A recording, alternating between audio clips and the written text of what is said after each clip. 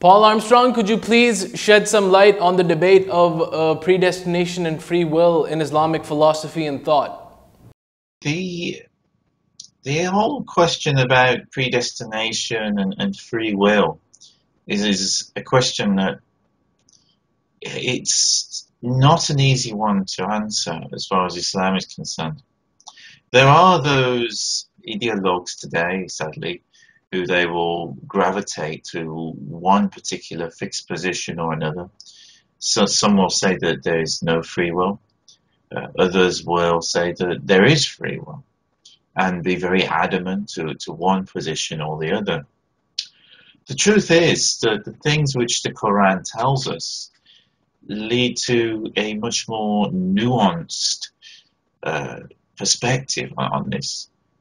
I mean, we have things like Allah surrounds all things in His knowledge, which can be understood from a perspective of if there was no free will, or that is infringing upon free will in some way, because Allah would already know what we would do before we do it.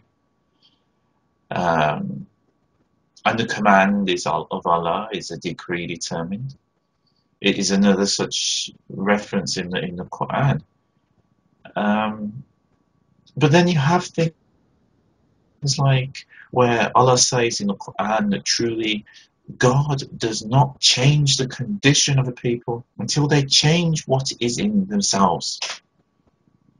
Now, if Allah doesn't change the condition of a people until they change what is in themselves, then that indicates that we have free will. Because surely this is coming from ourselves. It is not something which, it's not something which Allah hasn't given us, the ability to make the decisions for ourselves. But then again, we read other ayahs where it says man was created weak and impotent. And whether you warn them or you warn them not, they will not believe you. God has placed a seal upon their hearts, and there is a veil over their ears and their eyes, and a painful torment awaits them. Which again indicates that there isn't free will. Because, if a person is believing or not, this is from Allah subhanahu wa ta'ala. But then we read other ayahs which indicate that certainly you are accountable for what you do. So you see, throughout the Quran we have this dialogue of some things which indicate that we have free will, and other things which indicate that everything is in the hands of Allah subhanahu wa ta'ala. So in order to reconcile all this, we really need to have a very sophisticated idea of free will within Islam, or what does will, whether free will or the will of the Almighty mean. And it's not something which you can really explain in 5 minutes. It is a debate and a dialogue that goes on from the earliest days of Islam when the Quran was revealed, right the way through to our present time. And it is still something that is currently being debated among scholars today.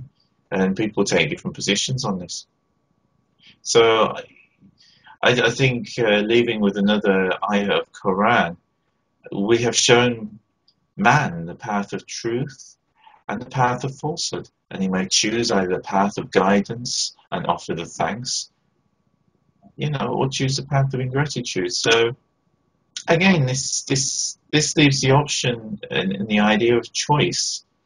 And I think, considering we all make choices in life, then it is a more positive thing to reflect upon, and the fact that we can have this discussion indicates something.